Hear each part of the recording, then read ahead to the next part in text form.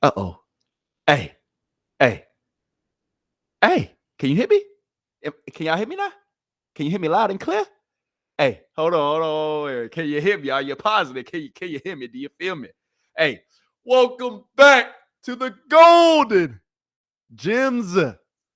What is he? Podcast, baby. Yes, welcome back to the Golden Gemz podcast, man. Hey, you here with the one and only, your host, Relly. Hey, how you doing? Hey, you good? You sure you good? Positive. Can you hear me? Is my mic working? Is that everything good? You sure? Are you good? I think you good. Hey, but seriously though, man, welcome back to the podcast, man. Hey, we got a hell of an episode in store for you today. Today is going to be another Gemz packed episode. You feel me? Today we got a whole bunch of to touch on. We got a whole bunch to talk about. All right, we're going to be talking about things from the WNBA.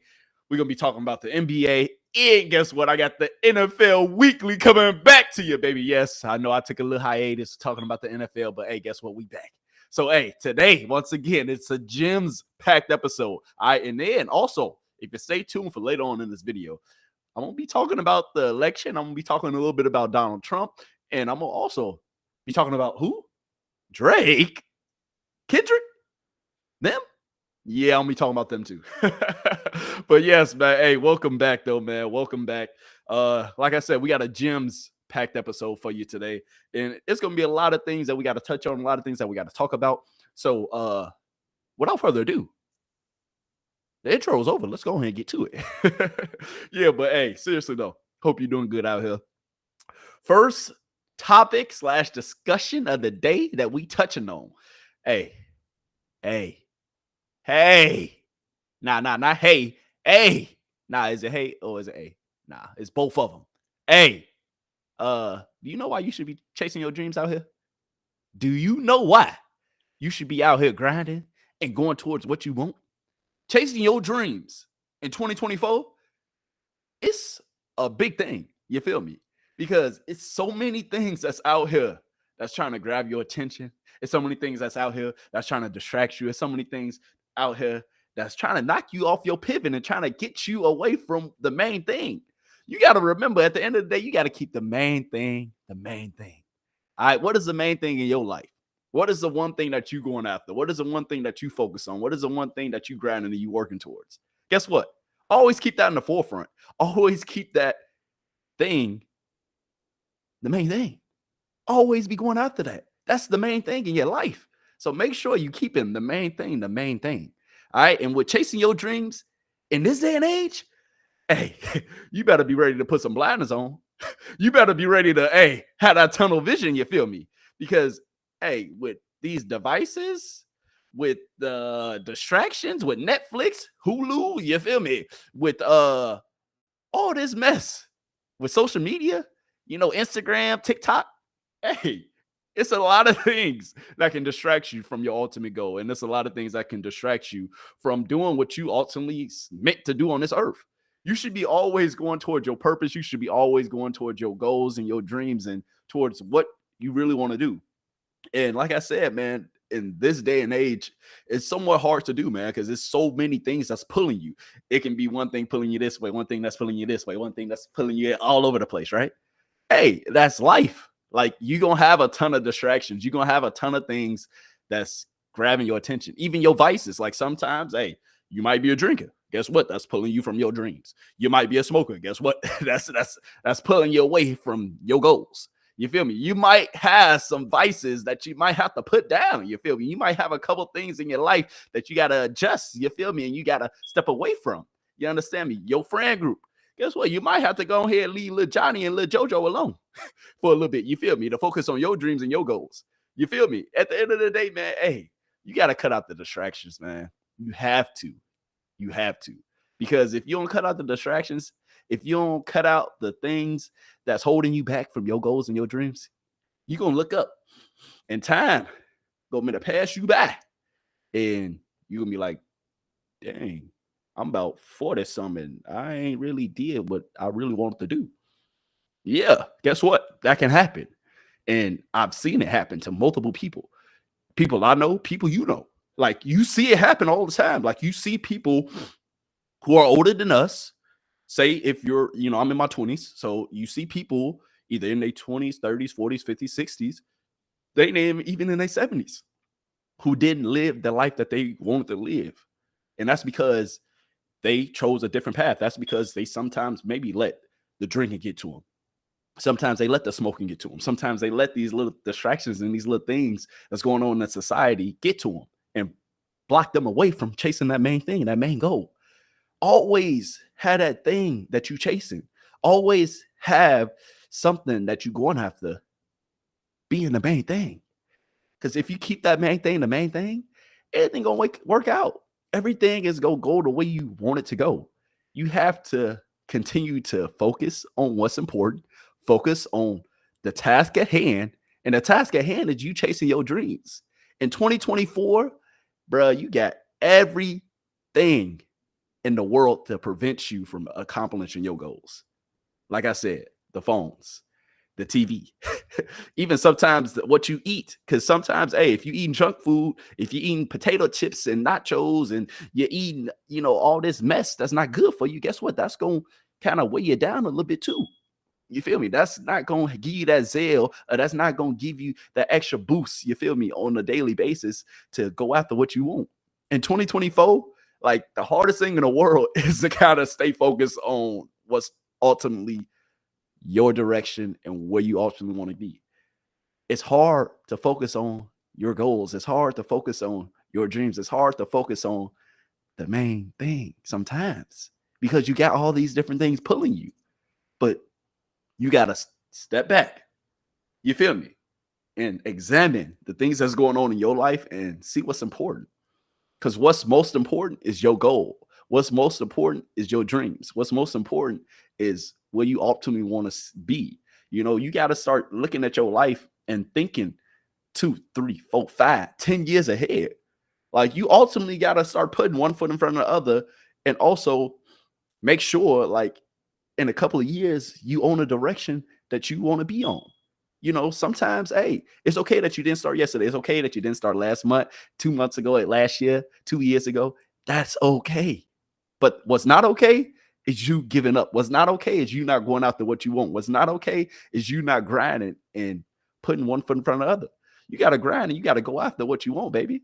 At the end of the day, it's up to you. It's up to you to grind. It's up to you to work. It's up to you to chase that ultimate goal. It's up to you to chase that thing that you really meant for. And I just had a question that just went on in the chat. Do I have kids? No, I don't got no kids, but I want kids. You feel me? Like, that's another distraction. Like, say if you got kids, that is a distraction. You feel me? You got responsibilities. And yes, your kids is a responsibility. Your kids, damn, there is the main thing. Making sure that they straight, making sure that they have, making sure that they, are good 24/7. Like, that's the thing in itself. You feel me? I'm grateful that I don't got no kids. Being in my 20s, not having no kids, having properties and doing what I'm doing now, it would be really hard with kids. It would be really hard to keep the main thing. So, hey, in your head, we're keeping the main thing. Hey, make sure you conscious of where you put that thing or who you let in that thing. If you catch the gist, make sure you kind of paying attention to what you got going on, because that can maybe not set you back, but maybe it can prevent you from getting that goal, getting that dream, as a little later than what you expected. You feel me? Because at the end of the day, man, it is an amazing thing to go after what you want. And it's an amazing thing to grind. It's an amazing thing to work. It's an amazing thing to chase your dreams. Because ultimately, like, that's what you want. You want to chase your dreams and set the foundation. So that way, when you have kids, your kids will be, dang, look what mom did. Look what dad did. Look at how, when they were my age, they chased their dreams. They went after what they wanted. And now, look, I can look up to them and see the hard work that they didn't put in, the foundation that they didn't lay down, and I can do it. You feel me? Like, that's the ultimate goal, is creating a legacy, creating something that's bigger than you, and leaving something behind that's bigger than you. You feel me? And we're keeping the main thing and cutting out all these distractions.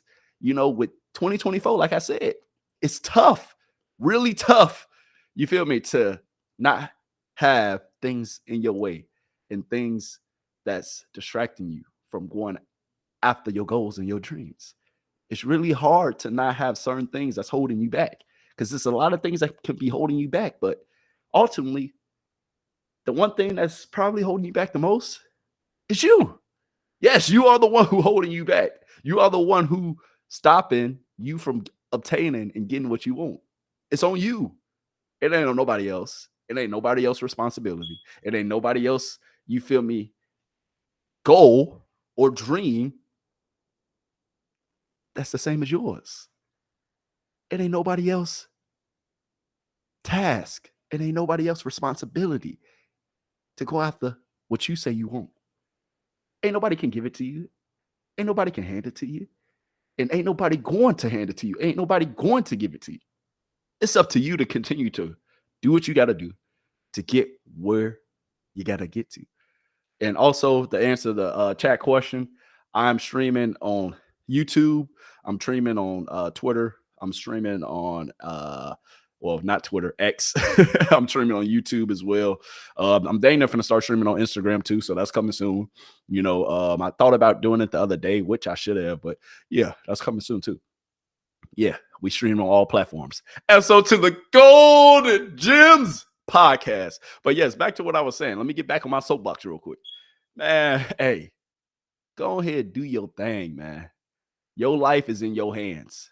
You have the ultimate power within yourself to do whatever the hell you want. And hey, I appreciate the follow too, man. Much love, much love. And if you want to check out my Instagram too, Instagram is RellyGemz, RellyGemz, RellyGemz, and on Instagram. All right, so go ahead, show some love there too. And hey, I appreciate the follow. I appreciate all my supporters. I love you and I appreciate you. But hey, make sure you continue to go after what you want though. 2024 is going to present you with distractions left and right. You feel me? But the main thing must always be the main thing. Your goal and your objective and your dream, always put that in the forefront of anything. Don't let your girlfriend distract you. Don't let your sister distract you. Don't let your friend, Lil Susie, distract you. Don't let nobody distract you and knock you off your pivot. Because guess what? It's easy to get distracted in this day and age. It's easy, you feel me, to not be able to go after what you want because somebody else said something or somebody else discouraged you. Somebody else said that you couldn't do it. Somebody else didn't give you an opportunity. You got to take the opportunity. You have to create the opportunity. You got to make an opportunity when ain't one in sight. Sometimes you got to make it look something out of nothing. You feel me? And if you make it look something out of nothing, then guess what? Ultimately, you'll probably be more grateful, more appreciative of it when you obtain it, because you're going to obtain it. You're going to get it. Ultimately, it's up to you to continue to focus on what your main thing is.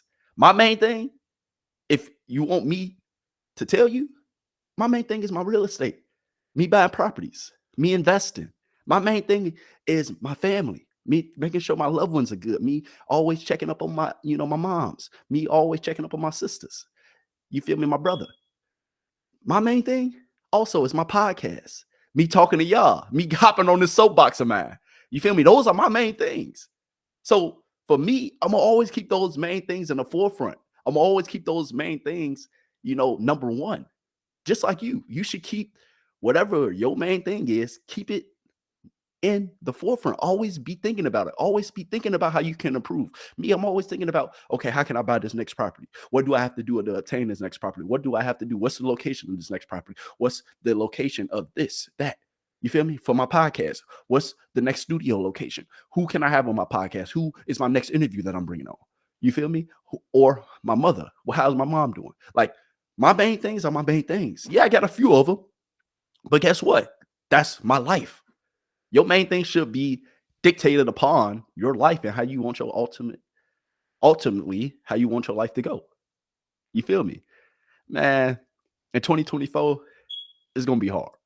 In this day and age, with all the propaganda that you see, all the things that's pulling you this way, pulling you that way, pulling you all over the place. Guess what? You're going to have to block out some of that stuff. You're going to have to put them glasses on and make sure that they only see forward. You feel me? Put them blinders on and make sure that you can't see nowhere else but where you're headed and where you're going. You have to continue to believe in where you're headed and where you're going to. You know, I say that all the time. Hey, I believe in you. You just got to start believing in yourself. You just got to start believing in that dream. Start believing in that goal. Because the more you believe that it's possible, the more that you think that you can attain it, the more that you think you can get it, the better off you're going to be. Because it starts with you. Sometimes you got to be a little delusional. Yes, you got to be a little crazy when you're going after your dreams, when you're going after your goals. Because at the end of the day, ain't nobody else going to see it. Ain't nobody else going to see ultimately what you want. Ain't nobody else going to see the ultimate goal or the ultimate plan. Sometimes they ain't going to believe that you can obtain it or do it until you're doing it. You feel me? People didn't really believe that I was buying properties until I bought my first property. You feel me? People ain't really believe I had a podcast until I was on here all the time doing my podcast. You feel me? Like at the end of the day, sometimes you got to show people. Hey, you got to pop out and show hey, you feel me? I get Kendrick a little shout out, man. Sometimes you do got to pop out and show motherfuckers. It be like that. You feel me? And then guess what? When they see it, they gonna be like, oh, he really did it? Oh, he really said and did what he said he was gonna do? Yeah. What, you thought this was a game? No, it's not. And your life is not a game either. Your life is literally priceless. Nothing else in this world compares to your life. Nothing else in this world compares to what your ultimate goal is, what your ultimate dream is, where you want to go. Nothing else in this world matters, because ultimately you the only one who matters. You came into this world by yourself, and guess what? You're going to leave by yourself. In the ground, guess what? In that little box that they're going to put you in, it only got room for one person. That's just me being honest. When you go, it's only going to be you going. So ultimately, why not go after the things that you want? Why not chase that dream? Why not chase that goal? Why not go after the thing that maybe seems impossible to other people? But guess what? It's possible to you because you believe it. Why not? Who says that you can't? Who's saying or who's stopping you ultimately for going after what you want? Nobody. The only person that's stopping you is you. Because maybe you believe that, oh, dang, she said that I couldn't do it, so I can't do it. Oh, dang, nah, she said that, maybe, it's going to take this, it's going to take that. So, dang, I might as well not even try. Nah. Because guess what? If you think it can happen, it can happen. If you go out here and put in the work to make it happen, guess what? It's going to happen. It might not happen tomorrow. Might not happen the next day. Might not happen next week, next month, next year. You know how it go. Might not happen. But guess what? At least you tried. At least you attempted it. And then on top of that, sometimes you trying and you attempting something, it might lead you to something else. It might lead you towards your purpose. It might lead you towards that goal or towards another goal that you didn't even see. Maybe it might lead you to somewhere that you didn't even foresee, but you tried and you went for it. So ultimately, guess what? You got closer. You feel me? Like sometimes in life, you got to take risk. You got to be a risk taker out here. You for real got to be a risk taker. You for real got to be that person who says at the end of the day, guess what? I don't care what she say, he say, they say. I don't care if you think it's impossible. Guess what? I'm going to make it possible because I believe the impossible. And I'm a believer. I believe anything in this world is possible, if I'm being honest with you. Shit, I didn't see it all. Not really, but and to sum it up, I have seen a lot. You feel me? And if you don't think certain things are possible, you're just not dreaming big enough. Your goal just ain't big enough. You feel me? If you don't believe you can do something, guess what? You just really not believing in yourself. You just not really truly believing in what you say you want. Because ultimately, like I always say, I don't want it. Your mama don't want it. Your daddy don't want it. You want it. So ultimately, guess who got to go get it? You. Guess who got to grind for it? You. Guess who got to work for it? You. Guess who got to put in the work daily for it? You. Because guess who it's on? You. Guess who everybody going to look at? Everybody who said that it couldn't work. Everybody who said that, no, it would never happen. Guess who everybody going to look at when it do happen? You. So why not make it happen? Why not wake up and believe that it can happen? Why not wake up and truly, deep down, truly go after it? I'm telling you, I start my mornings early. I wake up at 3:45, damn near every day, Monday through Friday. And when I wake up in the morning, guess what I do? I literally sit and say, guess what? Hey, we back at it. Another day, another dollar. It's another day, another grind. And I wake up that early because guess what? I'm an early riser. And I feel like I can accomplish more in my day by waking up that early. So guess what? It works for me. I'm living my life for me. I'm doing this for me. I ain't doing it for you. I ain't doing it for her. I'm doing it for me. So figure out your schedule, figure out your routine, and cut out all the distractions. In 2024, have tunnel vision. In 2024, put devices down. Not these devices. Because guess what? TikTok is damn near vice.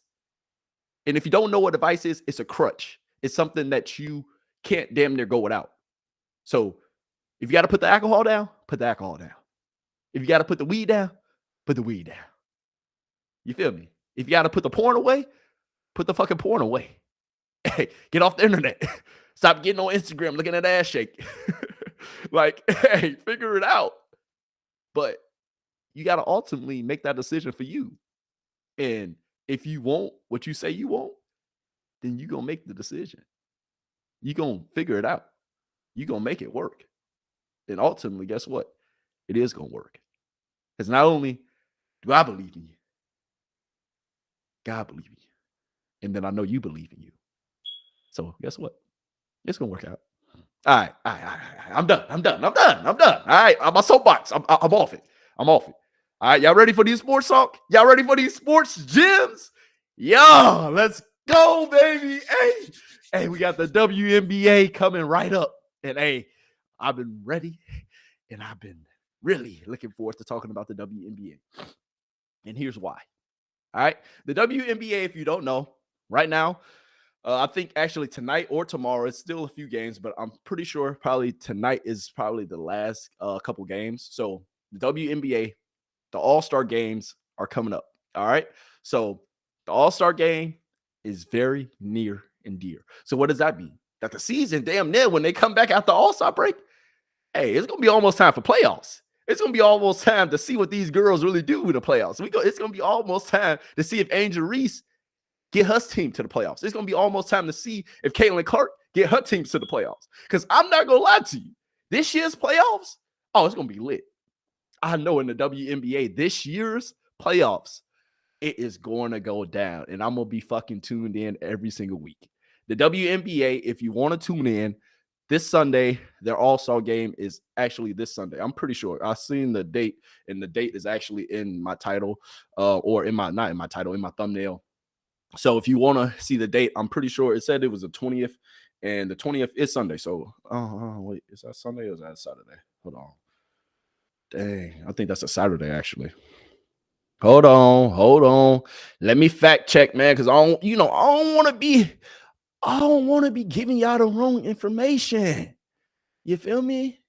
I don't want to be giving y'all the wrong information. So guess what? The WNBA, that game for the All-Star game for the women is Saturday. All right, so I was correct. All right, this Saturday, the WNBA All-Star game is happening. And if you don't know, that girl, Caitlin Clark, man, hey, she had her jerseys sell out in 17 minutes. Yes, Caitlin Clark had her goddamn jersey sell out in 17 minutes. I was damn near astounded. But it's to be expected, though. You feel me? Caitlin Clark should be doing a damn thing. You feel me? And I ain't gonna lie. I'm very intrigued to see how the rest of this season goes for not only Caitlin Clark, but Angel Reese, and also to see if they can get their teams in the playoffs. I believe they can get their teams in the playoffs because at the end of the day, in the WNBA, if you don't know this, the WNBA only has 12 teams. All right, it's only about 12 of you. All right, so it's 12 teams in the WNBA and 8 teams. Yes, so 8 teams. I don't know why I did that, but 8 teams makes it to the playoffs.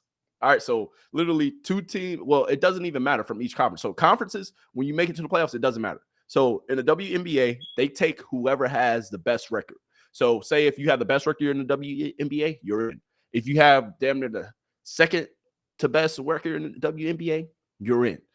The top 8 teams with the best record in the WNBA, them are the ones, or they are the ones. I don't know why I said them, but they are the ones who make the playoffs. If you didn't know that. So yes, the playoffs will consist of 8 teams. And I believe that Angel Reese and Caitlin Clark, they're going to be in the playoffs this year.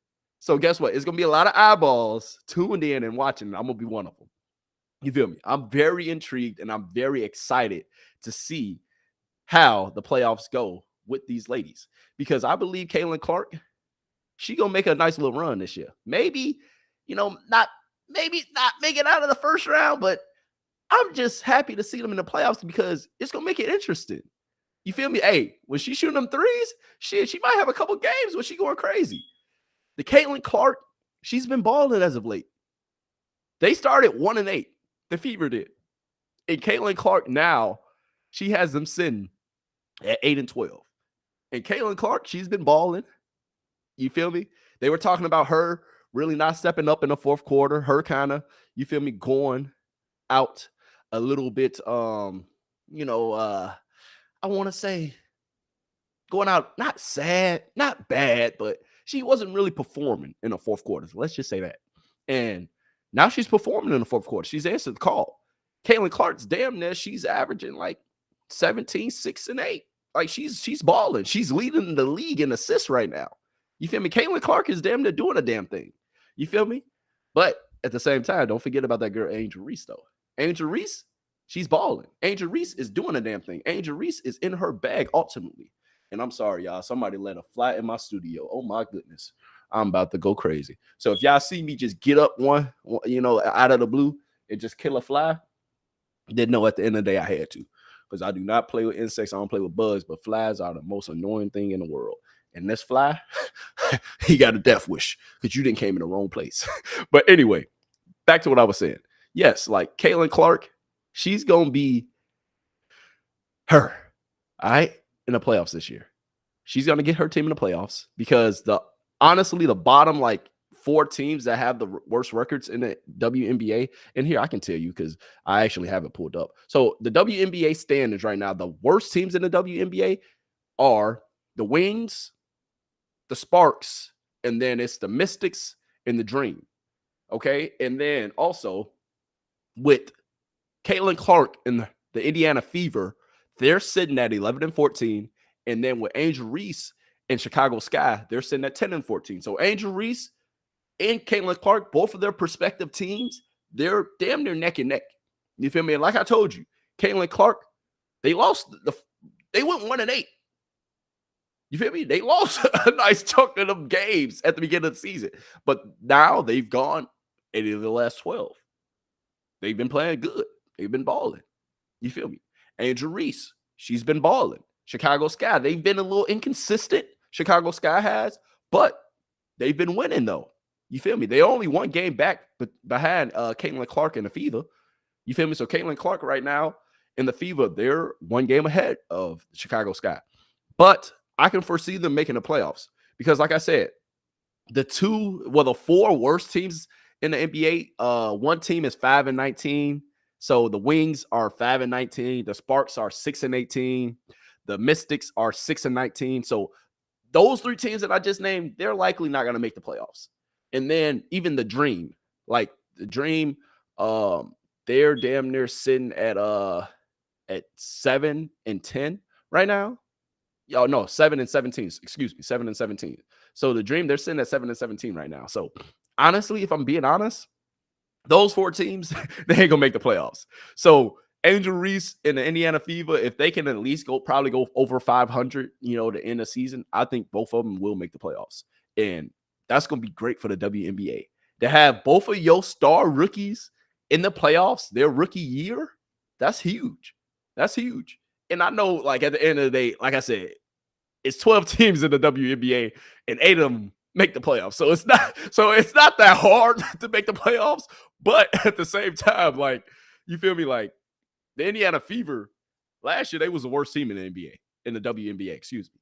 Last year, yes, the Indiana Fever, obviously, that's why Caitlin Clark got selected number one, because they were the worst team. Let's make it make sense. You feel me? So at the end of the day, like Angel Reese and Caitlin Clark, they got their teams, in the playoff hunt. And it's not a huge hunt because it's only 12 teams in the WNBA, and 8 once again will make the playoffs. But still, I'm intrigued. I'm happy to see it. All right, I'm here for it. I'm here for it. All right, so don't be a hater. All right, yeah, it's only 8 teams that make it. Yeah, it's only 12 teams total, but hey, be like that. It be like that. All right, don't hate. But like I said, man, I can see Caitlin Clark and Angel Reese both making the playoffs this year, and I think it's damn near shoe in. They just got to damn near win the rest of it. Like at least win, like I said, at least go 500 for the rest of the season. And honestly, with the remaining games, I don't really think like after they come back, because low key they break is long. Like after the All-Star game, the girls they don't come back until like damn near August, bro. And the All-Star game is Saturday, so they basically get like a month off. That's different from the NBA, because I think in the NBA, like you only get like a few weeks off after the All-Star break or during the All-Star break gap. But in the WNBA, they give these girls like a month off, which is crazy. I've never really heard of that. But hey, it's cool though. It's cool. And for the most part too, like after they come back from, after they come back from the All-Star break, they probably got total, I want to say, let me count, 4, 8, 12, 16. So they got, after the All-Star break, they got 16 games left. So basically, within those 16 games, Angel Reese and Caitlin Clark on their prospective teams, they really just got to go over 500. They really just got to win half them games, and I can see them still making the playoffs. So both of these girls, they will be in the playoffs, their first season. I'm predicting that, and it's going to be a great thing to watch. And it would be crazy as hell, too, if they played each other in the playoffs. Oh, my God. What? Let's talk about it. You feel me? If they played each other in the playoffs, hey, that's going to – hey, it's going to be spooky. It's going to get real spooky. And that would be a draw again, just like it was in college. You feel me? With them, competing for the national championship. Like, hey, I'm excited. I'm excited. All right. So, SO to Angel Reese, SO to Caitlin Clark. Keep on doing y'all thing, girls. Keep on doing y'all thing. SO to Asia Wilson, keep on doing your thing as well. And then also too, man, there's a lot of girls who's been balling too, like in the WNBA. Like I've been watching a decent amount of games lately. Of course, I'm mostly watching the Indiana Fever and Chicago Sky, but I've been picking up on a couple other games, and I enjoy watching the women's basketball game. Like I'm enjoying watching the competitiveness, and yes, it is a little different. And I'm not putting when I watch the game, I'm not really putting a lot into it. Like I'm not just sitting there like, oh my God, what are they doing? Like I'm kind of doing something else and I'm watching them, but I'm enjoying having it in the background. Like I'm enjoying, oh damn, she just hit a 3. Oh damn, she just sauced up and got to the bucket. Like I ain't gonna lie, to WNBA, hey, yeah, I got a fan, man. I'm here for it. Y'all hit me reporting on it. You hit me talking about it. So hey, make sure you show your boy some love, man. Let me get some free tickets, man. I ain't trying to pay for another Chicago Sky game, man. That ticket was kind of expensive. No, I'm gassing it. But seriously though, man, hey, I'm intrigued. I'm happy to see it. I'm excited, for what the future is for the WNBA. Like I said, man, hey, I'm here for it. I'm here for the progress of the league. I'm here for Angel Reese and Caitlin Clark making it to the playoffs this year. And we're going to see how it all go down. We're going to see how it shapes up. And if they play each other in the playoffs, hey, that's going to be just what the doctor ordered. Just what the doctor ordered. But on another note, man, before I get off the WNBA, I do want to talk about Caitlin Clark potentially still having an opportunity to go play for Team USA. So Deanna Taurasi, so one of the great legends in the WNBA, she's damn near injured right now. So she just got injured, and there are a few reports that's saying Caitlin Clark can potentially, you feel me, take her spot in the U.S. Olympics. And for me, I'm saying hell yeah, because at the end of the day, Caitlin Clark deserves to be on the U.S. Olympic team. That's going to make me watch it. That's going to probably make you watch it too. You feel me? And I'm just saying, like, if they want 3 times the viewers, if they want a little bit more cheese, if they want to sell out some more jerseys in the WNBA, you better let Caitlin Clark go. You got blessed. Not Deanna, I'm sorry that you got injured, but hey, at the end of the day, like Caitlin Clark should be going to the U.S. Olympic team. Angel Reese should be going to play for the U.S. Olympic team. Like, come on, let's be real. Yes, they rookies. Yes, they haven't proved themselves yet. It's only their rookie season. They only 16, 18 games into, but they deserve it. They should. Hey, if you want eyeballs, you feel me, for the optics, put their ass in there. If you want me watching it, if you want other people in the world watching it, put Caitlin Clark in there. You feel me? Don't let Caitlin Clark not be in the U.S. Olympics team because she a rookie, because she doesn't have the experience, because we only taking vets and people who's proven themselves. Nah, man. Hey, at the end of the day, when you got a Tom Brady, when you got a Tiger Woods, when you got a goddamn, like, I'm talking about this because of the hype. I'm not saying that she's literally gonna compare to these people, but like when you got a player like that, like you want eyeballs watching. When you got a LeBron James, you want him playing for the USA Olympics team. Not comparing Caitlin Clark to any of those guys who I just named, but when you got a big draw, put their ass in the spotlight.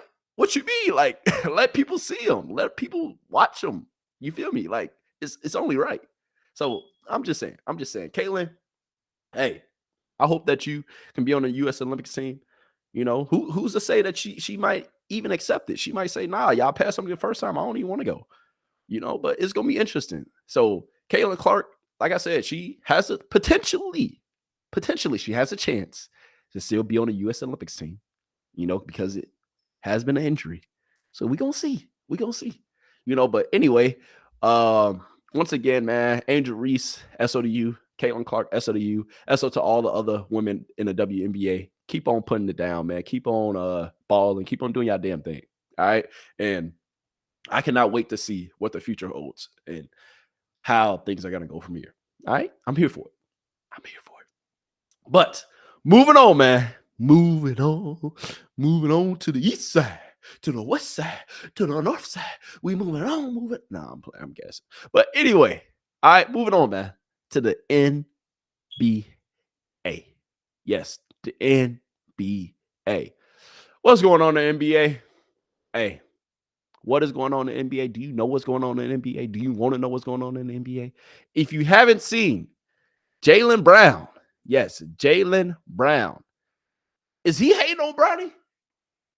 Oh, no, man. You tell me. Jaylen Brown has reportedly been seen so basically his lips read that Bronny ain't a pro. So if you haven't heard, or if you've been living under a rock, it's been reported and it's been said, and you got professional lip readers out here. Yes, when I say professional lip readers, yes, professional lip readers, they have said that basically Jaylen Brown, when he went to the Celtics and Lakers Summer League game, he was sitting, you know, was it courtside? Nah, he was sitting in the stands. I don't think it was courtside, but he was sitting in the stands and he was talking about that boy Bronny. That boy Jaylen Brown, boy, he was saying, I don't think Bronny a pro. Was he hating? Or was he being honest? I don't know. Hey, are y'all some professional lip readers? Do y'all want me to pull this up real quick? Do y'all want to see like if he really said it? Do y'all want to see like if Jaylen Brown really said what everybody think he said? Let's see it. Let's see it. Okay, I'm about to show y'all the clip of Jaylen Brown potentially saying Bronny ain't a pro. And you tell me, if you that professional lip reader like the rest of this world and the rest of these internet people, if you a professional lip reader, I want you to tell me, what do you think he said? Do you think he said Bronny ain't a pro? Hey, you tell me. All right. Let me go ahead. I'm finna share my screen right now for you. All right. Let me show you. Hold on, not my entire screen. Hold on, my bad, y'all. I don't want to share my entire screen, but I want to show the window.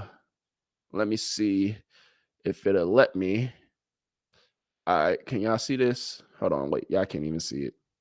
Hold on. Wait, one second. Let me go to presentation, screen share. You feel me? Every time I try to do this, bro, I always got to go through like 50 different things, bro. 50 different things.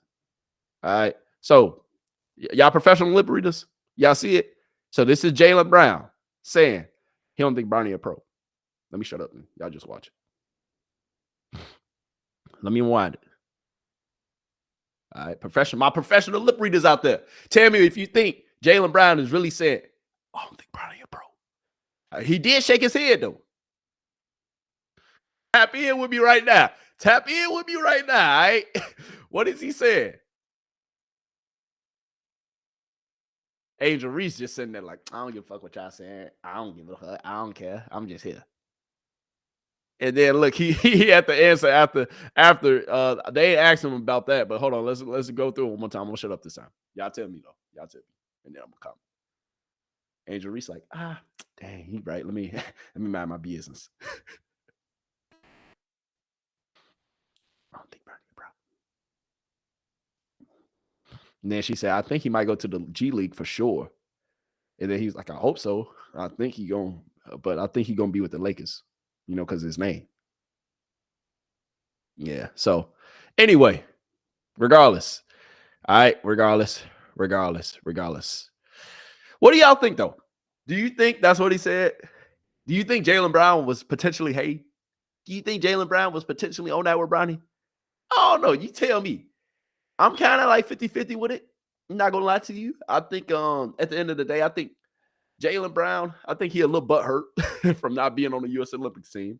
But also, I think, at the end of the day, he was just being honest and saying his opinion. Because at the end of the day, he is an NBA player. He's a multimillionaire. He has one of the highest paid contracts in the NBA. I think he might know what he's talking about. Just saying. But at the same time, was he hating though? Was he? I don't know. You tell me. He said, I don't think he's a pro. I think at the end of the day, I think he did say that. He did also. So I guess the clip actually came out and then other people saw it. So he did go to Twitter and he said on Twitter, he said basically that at the end of the day, I think Bronny has all the tools around him to become successful in the NBA. He didn't say that he will be successful. He didn't say that he's going to be successful. He said that he has all the tools around him to be successful in the NBA. So he kind of backtracked it a little bit, but he didn't really. So he damn near said, yeah, y'all had some good ass lip readers. Yeah, I said that. But also on the flip side, he kind of said, I ain't really, I said it, but I did say it, Bronny. I ain't hating, but I'm hating a little bit. I think you good, but you ain't really on my level or on our level to be in the NBA. I don't know. I'm kind of leaving this up to y'all. I want you to comment down below. What do you think Jaylen Brown really said? And then also on top of what you think Jaylen Brown really said, do you think Jaylen Brown was hating? All right. Do you think he's just out here hating because he butt hurt because Derek White took the spot on the U.S. Olympics team because Nike ain't want him there? Nike ain't want, low key, this is wild too. Like this is, let me move off the subject. At the end of the day, I believe Jaylen Brown, he was hating a little bit, but you was also being honest. I feel you. I respect it because you didn't really have to say that. People, boy, people going to be watching you. I didn't think they was going to be recording you, and then they just so happen to be recording you while you saying that. That's kind of like a little ironic and a little wild, but hey, you know how the internet be, and you know how people be in public. Like, oh my God, it's a celebrity. Oh my God, it's a celebrity. I got to record him. I have to. Like, all right. But anyway, man, it's kind of wild and a little ironic that they called him saying that at that time. Like, regardless though, what I was going to say was the U.S. Olympics team, they didn't want Jaylen Brown or Kyrie. All right. So if you don't know, Kyrie said some anti-Semitic things and Nike basically dropped them. And Jaylen Brown was supporting Kyrie at the time when they dropped him, but he was like, man, what y'all on? Like, it was a whole bunch of stuff. If you want to research it, you can go ahead, feel free. But so the U.S. Olympics team, they've kept Kyrie because Kyrie definitely should be on the U.S. Olympics team. But that's another story for another day. Nike ain't want him. Nike's the ones who sponsor. So if you don't know, Nike is sponsoring the U.S. Olympics team. So at the end of the day, do with that information what you wish. But Nike ain't want Jaylen Brown or Kyrie. I mean, it is what it is. I think it's politics, obviously. And at the end of the day, like, if you sponsoring the goddamn thing and you don't want certain players, you know they can pull their weight. Like just like with Michael Jordan, ain't want Isaiah Thomas on the team. Like it'd be like that. Like just being honest with you. So now moving on, switching gears from all that mess. Let's talk about Bronny though. Let's stay on the topic of Bronny. And let's talk about him having a shooting slump, man. So if you don't know, Bronny, he's played 3 summer league games. He also played a few games and he played one game actually, like in the summer league classic, the LA summer league classic, whatever the hell that was. But Bronny James has played 3 summer league games, and he's damn near 0 from the 3-point line. And he's supposed to be a 3-and-D guy. So Bronny James right now, his stats, I'm pretty sure he has like maybe around 15 rebounds. He got like 3 or 4 blocks, and then he got like 3 or 4 steals as well. So if you don't know, what was said about Bronny is that he's going to be a 3-point shooter. So yes, a shooter. And then also on top of being a shooter, he's also going to be, a good defender. So he's going to be a 3-and-D guy. So he's going to shoot 3-pointers, and he's going to be able to stick very great defense. And right now, at least as far as the shooting part, that's not there. The shots, they ain't falling. But at the end of the day, man, shots can be developed. And you got to understand this. Bronny, he's shooting from the 3-point line now that's in the NBA, which is a couple, inches, feet, or however much back from, the college 3-point line. So that might be a little something. But also, during the draft combine, he was wetting that motherfucker shooting from the NBA 3. So maybe you can say that it's nerves. Maybe you can say that maybe he's not. Maybe you can say it's nerves. Maybe you can say that he's not NBA ready. You could be saying a lot of things right now, and I've been listening to a lot of different people talk about Bronny. And at the end of the day, some people are saying, he's just not ready. Some people are saying maybe he's just not like showing any flashes in the summer league. Like he's just not showing that, at the end of the day, like his potential really. Because you got to understand this. The summer league is a glorified, yes, listen to me. The summer league, the NBA summer league is a glorified pickup game. It really is. Because half the motherfuckers ain't going to even be on, not even half. More than half of the motherfuckers who play in the summer league, they ain't going to be on no NBA team. Half of the motherfuckers damn near just trying out to go overseas and play in Europe, if we being honest. Like, that's how the summer league goes. Like, you out there playing with goddamn nobodies, basically. You feel me? And then on top of that, like, most of them players, they ain't going to be there tomorrow or when the season starts. That's just the reality of it. So what people are saying is, if you can't perform against this competition, what makes you think you're going to be able to perform against the NBA competition? So, I mean, I understand what they're saying. Like, Bronny, at the end of the day, if you can't go out here and ball and at least put up 10 points, at least hit a couple threes, at least show us like some flashes, of what you can do in the NBA against these G Leaguers or your players, basically, then your ass don't deserve to be in the NBA, or you shouldn't be. And I get that sentiment. I get that. I get what people are saying. But at the same time, nobody really gives a F about the summer league. Like, it's been a lot of players who damn near came out and balled, putting up 30, putting up 40 in the summer league, and damn near ain't paying out in the NBA. It's been some players who damn near was trash in the summer league who did their thing in the NBA. So you can't really put too much stock in the summer league. So with that being said, I believe that Bronny, you're going to be just fine. Bronny has all the tools around him to be successful. Seriously, though. Like, Bronny is going to be somewhat successful in the NBA. I don't know what role he's going to play in the NBA. I don't know how good he's going to be or how good his career is going to go in the NBA. But Bronny James will figure it out. He will find a role, and I think he's going to be solid. His father is LeBron goddamn James. And LeBron James, he going to make sure that his son, all right, he's going to make sure that his son can at least compete and can at least be presentable when he steps on the NBA floor. At the end of the day, man, like I'm not really putting too much stock in Bronny going 0 for. Right now I think he's like 0 for 12 or 0 for 15 from the 3-point line, all summer. I'm not putting too much stock into that, man.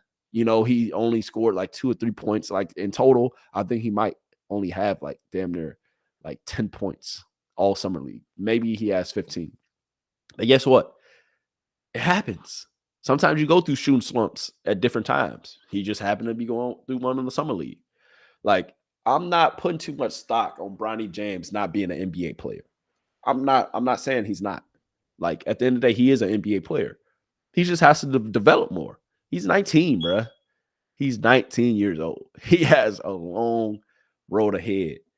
And he can still have a very successful NBA career, regardless of how the hell he playing in his rookie season in the goddamn summer league against players who damn near gonna be playing in Europe and players who damn near ain't gonna even be in the NBA for real. Like, if we being honest, like that's just the reality of it. So, Bronny, you're gonna be all right, man. You're gonna be just fine, man. I'm rooting for you. LeBron, tell your son, man, keep his head up, which I'm sure you're doing. And shit, tell him keep on blocking out the noise like he been doing. Shit, the best thing to shut people up is shit, just getting in the lab and shit, putting in the work. And I'm sure Bronny is going to continue to put in the work because all this is going to do, if Bronny is a competitor, if he's the kind of player that people are making him out to be, he's going to get his ass in the gym and he's going to continue to get better. All right? That's the only thing that he can do is continue to get better. And I think he will continue to get better. It's just a matter of time.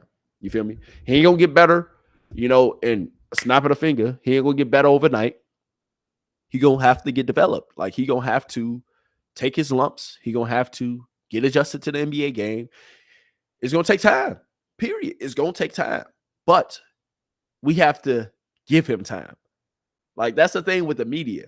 Like, at the end of the day, bro, everybody just be wanting shit to happen overnight. Everybody, like, this is a microwavable ass world that we live in. Everybody wants shit to happen instant. You got to be great instant. You can't, if you ain't, like LeBron James coming out, if you ain't like your pops and you ain't dunking, if you ain't, bro, he ain't 6'9".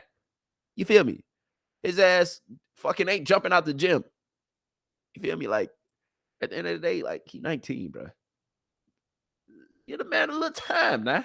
You feel me? Let my man develop a little bit. Let him get right. You feel me? And then in about a year, at the end of the season, maybe 2 years, 3 years, let's come back to the table and let's have this discussion. You feel me? Yeah, you feel me? All right, moving on. All right, moving on. Next topic. All right, so Team USA. Yes, Team USA. So the U.S. Olympics basketball team. They're predicted to damn to blow everybody in their mama out. The USA basketball team is predicted to win the gold, but on no pathway to winning the gold, they predicted to blow all these other goddamn countries out. I don't see that happening. I think the U.S. Olympics team, I think they will win the gold, but I don't think they're going to blow out everybody. I don't think they're going to blow out every fucking team that they play. Because at the end of the day, like, this ain't goddamn 1990 with Michael and Bird and them fucking just running over motherfuckers because they just that much better. Like, it's been other teams around the world, other players around the world who's gained the skill set and who has the players to damn to compete. Like, it's other teams in the world with NBA players on their roster. Shit, Canada got like 10 of them.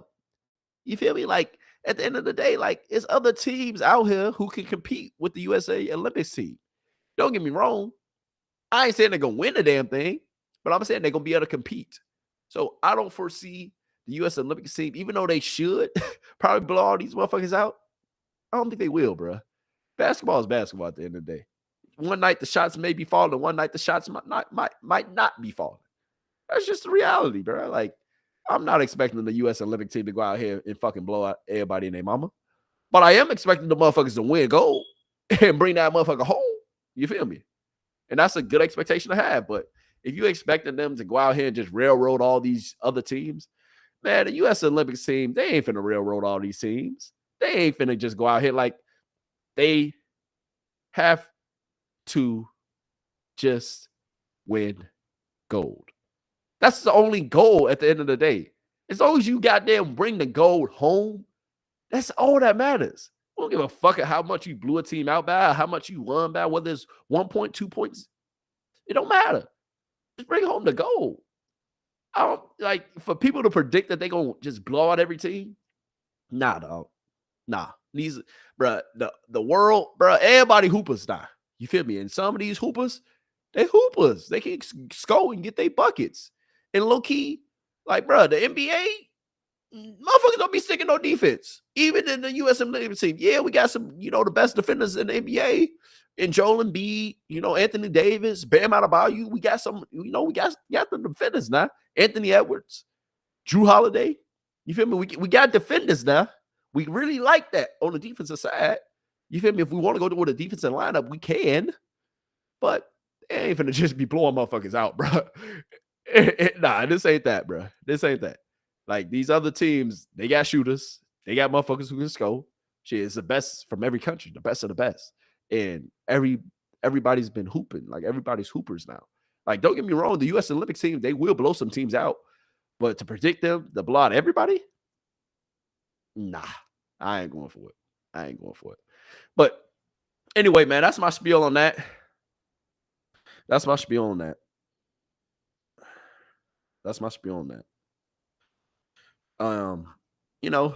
to see what happens, man. We're going to see what happens. I'm intrigued to see how the U.S. Olympic team actually does. And I ain't going to lie to you. If the motherfuckers do lose, that's going to be a huge, huge upset. That's going to be a huge problem. But I don't foresee that happening. I think at the end of the day, the U.S. Olympic team, they're going to be just fine. The U.S. Olympics team, they're going to do the damn thing. The U.S. Olympics team, they will do just fucking fine. Period. All right, now, moving on once again.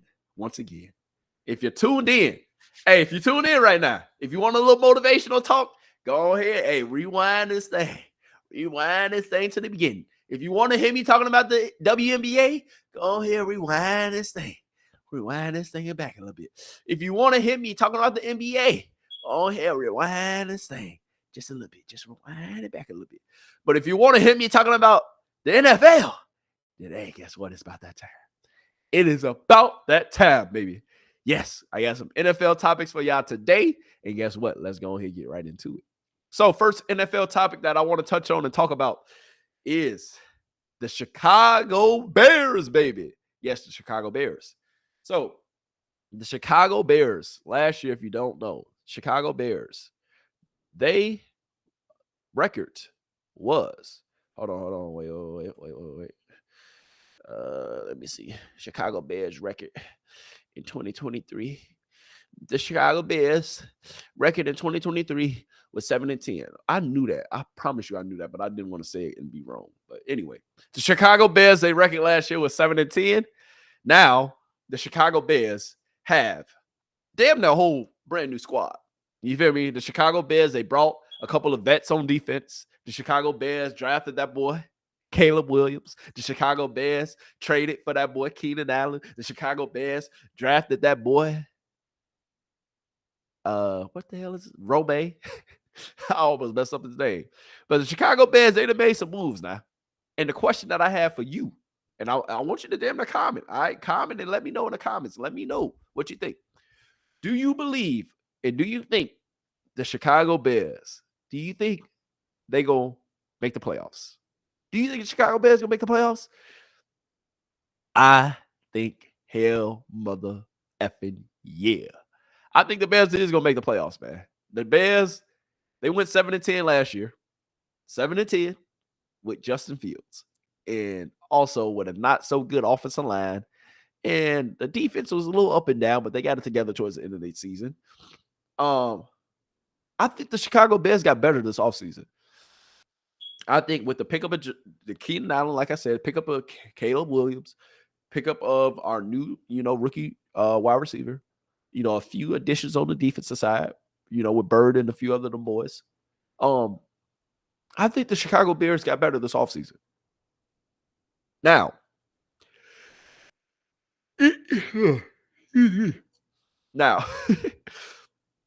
with that being said, it ain't going to be easy for the Bears because they're in damn near one of the toughest divisions, I believe, in the NFL. With the Green Bay Packers, who damn near won a playoff game last year. With the Detroit Lions, damn near who made the playoffs last year and did the damn thing. And with the Vikings and the Minnesota Vikings. I mean, the Vikings, I ain't really too much worried about them. But you had two other teams who made the playoffs and two other teams who look damn good and who bringing a lot of the same players back. So the Chicago Bears, if they want to make the playoffs, they're going to have to go through the gauntlet of this division. They're going to have to beat up on the Green Bay Packers. The Chicago Bears, they're going to have to beat up on the Detroit Lions. You feel me? They're going to have to go ahead and really solidify themselves and do the goddamn thing. You feel me?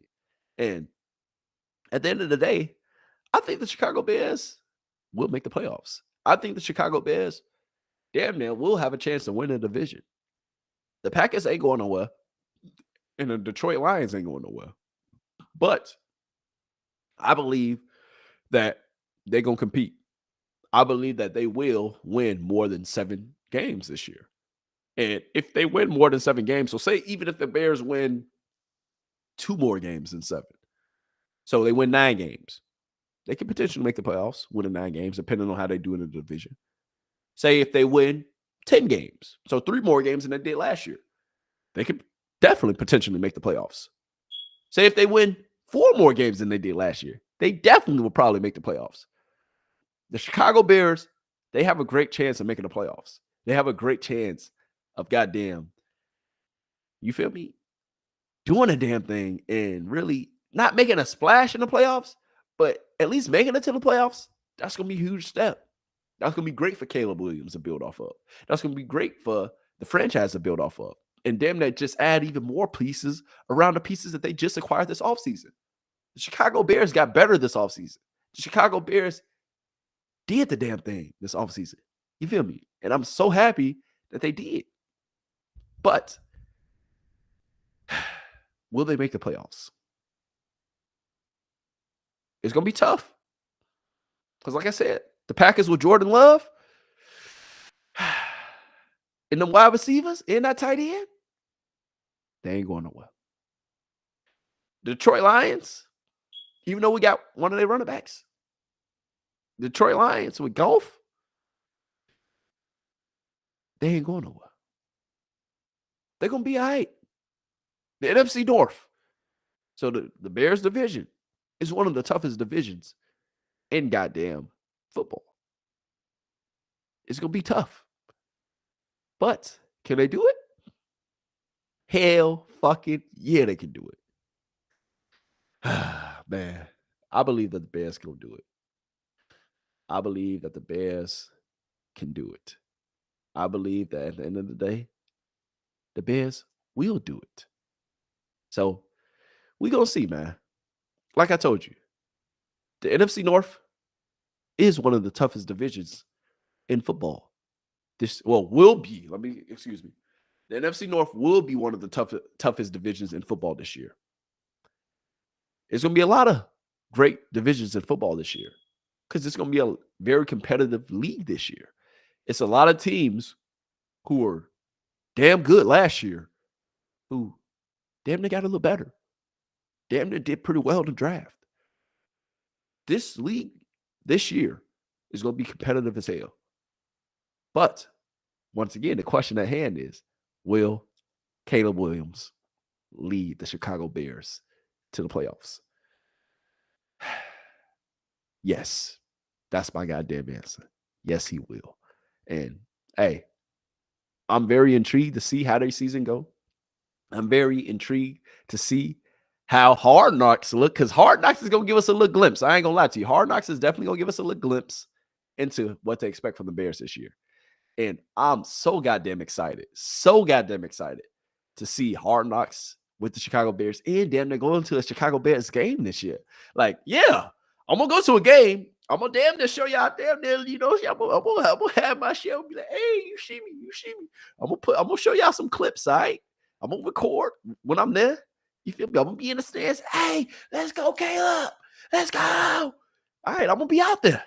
You know, I'm going to be cheering for my squad. One of my squads. You know?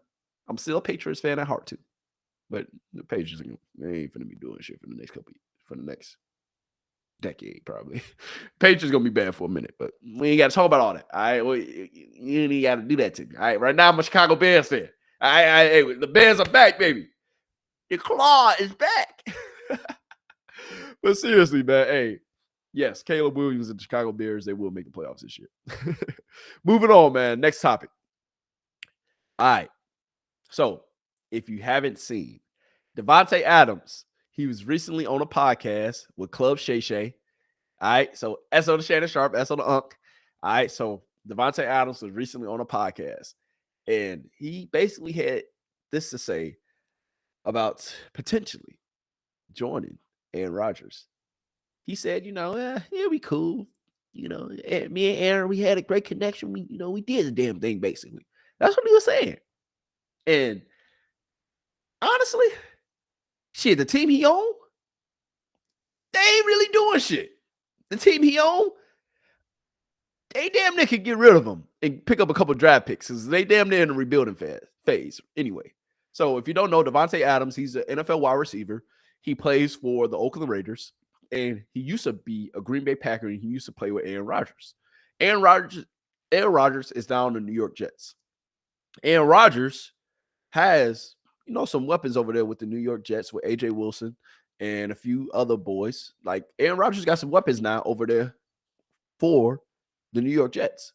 And for Davonte Adams to kind of hint at, yeah, you know, me and Aaron, we used to be good. You feel me? Me and Aaron, you feel me? We still straight. You know, I wouldn't be opposed, basically, to playing with Aaron Rodgers again. That's basically how I took it. That's basically what he said. Kind of, sort of, basically. I wouldn't foresee Davonte Adams, or I wouldn't, let me not say that. I wouldn't be against Davonte Adams going to play with Aaron Rodgers in the New York Jets. But the thing is, how the hell he going to get there? Because I think he's tied in at least for another 2 to 3 seasons with the Oakland Raiders, because the Oakland Raiders paid that boy handsomely. Like Davonte Adams got a check. When I say he got paid, that boy paid. You feel me? So Davonte Adams, that boy getting money now. All right. And at the end of the day, for him to get to the New York Jets, Oakland gonna want something hefty for that boy. You feel me? They're gonna probably want a wide receiver or 2. They're gonna probably definitely want some draft picks. But if Davonte Adams can get to the Jets, I said that Aaron Rodgers wasn't gonna really compete for a Super Bowl, or really wasn't even gonna really get there. But if he get that boy Adams with that defense the Jets got, that offensive line they got, that's somewhat solid. In that wide receiver core, I might have to rethink my decision. I'm not going to say the Jets would win a Super Bowl with Davonte Adams, but they'll definitely compete for that motherfucker. I think, you know, the most interesting thing for me this season is going to be watching how Aaron Rodgers plays with the New York Jets, because they paying that boy a hefty amount of money. And at the end of the day, he only got about 2 or 3 seasons maybe left. So at the end of the day, it's like it's Super Bowl or bust for the New York Jets. So can I see the New York Jets saying, fuck it, let's trade for Davonte Adams? Davonte, you said you cool with damn near coming to play with Aaron? Fuck it, let's make it happen. Y'all got the great chemistry. Y'all played together for years, and damn near, you know, hey, Davonte Adams won, you know, Aaron Rodgers a couple MVPs. Aaron Rodgers got that boy Davonte Adams paid. Hey, I'm cool with it. So can I foresee Davonte Adams getting to the New York Jets? Yeah, I can see it. But the thing is, how much are the Jets going to be willing to give up to get Davonte Adams? So, yes, Davonte Adams, I can see him playing for the New York Jets. I can see this happening. But the Jets going to have to give up a lot because, once again, they got to probably give up a wide receiver, probably got to give up a couple draft picks, and they're going to have to probably, make sure, they can pay that boy because they're going to have to pay a couple of other players on that New York Jets team here soon. So they got to make sure, they can fit it within their budget. So it's going to be interesting to see, if they keep, the people that they got and go along with the season, or if they maybe make a crazy ass trade and try to get Davonte Adams over there to the New York Jets. I think it can happen. It can definitely happen. Will it happen? I don't know. I don't think so. But you never know. You never fucking know. Anything is possible. Anything is possible. Yeah, like I heard me say it earlier. Anything is possible. So we're going to see. Aaron Rodgers, you might be able to get to Davonte, but will you? I don't know. But Aaron, you need to be focused on winning the Super Bowl because if your ass don't win the Super Bowl, boy, you're going to be talked about so bad for the New York Jets. Boy, they're going to be talking about your ass. Boy, that New York media, you might not never be able to come back to New York if you don't get them a Super Bowl. You might not never be able to come back if you don't get out the first round of the playoffs playing for the New York Jets. You might not never be able to come to New York if you don't deliver. At least make it to a AFC Championship game. So it's going to be interesting to see how Aaron Rodgers does. I'm not holding my breath. I'm not holding my breath at all. He's coming off an Achilles injury. The fucking man is 40-something. He only got about 2 or 3 seasons left. Super Bowl or bust once again. Davonte, I hope you can get over there so that way, I can see you playing and on a competitive team and see you still doing Davonte Adams thing and still being the best wide receiver in the NFL. I want to see it. But I think you might as well get comfortable and stay comfortable over there in Oakland. Because the likelihood of that shit happening, or not even Oakland, in Vegas, because you playing for the Las Vegas Raiders. I don't know why I say Oakland, but, Oakland Raiders, still thinking about the Oakland Raiders. I even said it probably earlier. Didn't I say Oakland? Yeah, I did say Oakland. Las Vegas Raiders, So we're going to see, man. I don't know. Las Vegas going to have to give up a nice amount. Or the Jets will have to give up a nice amount to, Las Vegas Raiders if they really want Davonte Adams. But I don't think they really want him. So we're going to see. We're going to see. Moving on. Now, the NFL scouts, they came out with a nice little list. Yes, the NFL scouts, they came out with a list talking about who the best. So not only, let me get that right. Not only the NFL scouts came up with the list, it was actually a few other people who came up with the list too. So NFL scouts, execs, and then coaches too. So basically, this poll of the best quarterbacks in the NFL basically came from the goddamn owners, not owners, but basically came from motherfuckers who play and who are around the NFL. So it ain't come from Complex. It ain't come from ESPN. This shit came from coaches, scouts, and goddamn execs, so GMs and shit in the NFL. So this shit came from the motherfuckers who see quarterbacks and who are within the organizations of all this shit, and they see these motherfucking quarterbacks on a regular basis. So this is a legit list. Now let me talk about it. Number 1 was Patrick Mahomes. I agree with that. Patrick Mahomes, undisputed, number 1, best quarterback in the NFL, hands down. Number 2, Joe Burrow. I can agree with that. If he's healthy, I can agree with Joe Burrow being number 2, being the second best quarterback in the NFL. I can see that. I like Joe Burrow being number 2. Number 3, Josh Allen. I'm not putting Josh Allen at number 3. I'm sorry. Josh Allen, I'm moving him down. I would put Lamar Jackson, the 2-time MVP, at that number 3 slot. So I would go Patrick Mahomes, Joe Burrow, then I would go Lamar Jackson. For the top 3 quarterbacks in the NFL, I think it's them 3. Lamar Jackson, 2-time MVP, Patrick Mahomes, undisputed goddamn best quarterback in the league, and then Joe Burrow, if he can stay healthy, shit, he's been to a Super Bowl. He when he is healthy, He does his goddamn thing. So I like that. I like that. But I'm not accepting Josh Allen at number 3. I'm probably putting Josh Allen probably at 5th. Because at 5th right now, they got Matthew Stafford. He is a Super Bowl winning quarterback. He has all the tangibles. You know, when he is healthy, he is like that. Matthew Stafford is. So I'll take Matthew Stafford being at number 5. That's cool. But I will switch him probably at number 4. And then I'll put Josh Allen at number 5. I'm cool with Josh Allen being in the number 5 slot. Number 6, Justin Herbert. Justin Herbert, he got all the tangibles. He hasn't done too much winning in the NFL, but he can throw that motherfucker. And he be putting up stats too. So Justin Herbert being the number 6, I like that. Justin Herbert, you being number 6 quarterback in the NFL, I like that. I like that. It ain't terrible. You know, it's not you know, that astounding either. You know, at the end of the day, but you know, I can see it. I can foresee it. Like at the end of the day, I'm not gonna complain about you being in that slot. You know, I like Justin Herbert a little bit. Now, number 7, you got a rookie coming in. Yes, number 7, you got a rookie from last year. They're putting CJ Stroud, the quarterback who won damn near rookie of the year, and the man who took his team to the playoffs in his rookie year when nobody really expected it. They put CJ Stroud at number 7 as one of the best quarterbacks in the NFL. And this is only about to be his second season.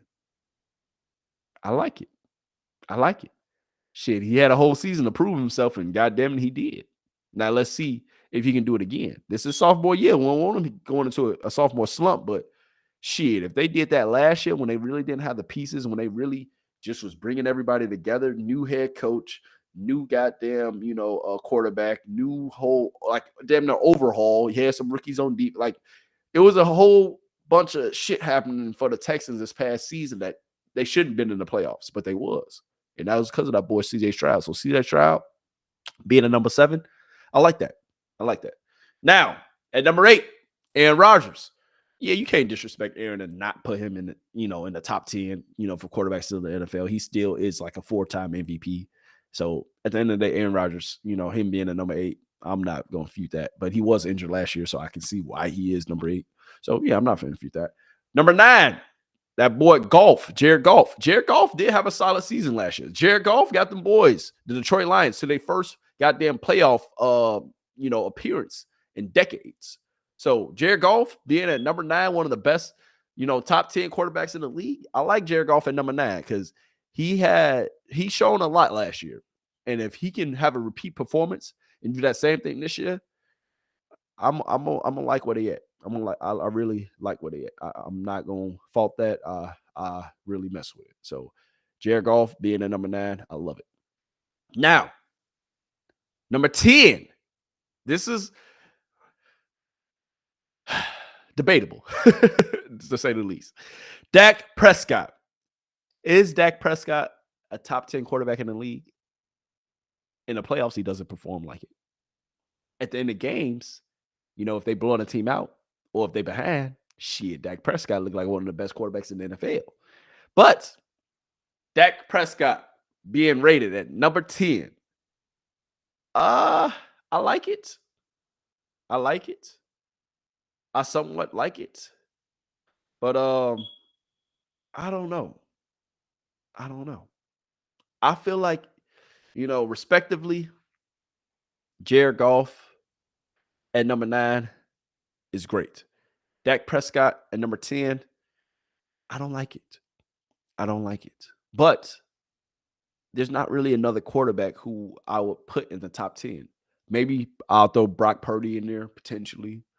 Maybe I would throw, you know, maybe Deshaun Watson, but Deshaun Watson was injured too last year. It's not too many other quarterbacks that deserve to be in the top 10.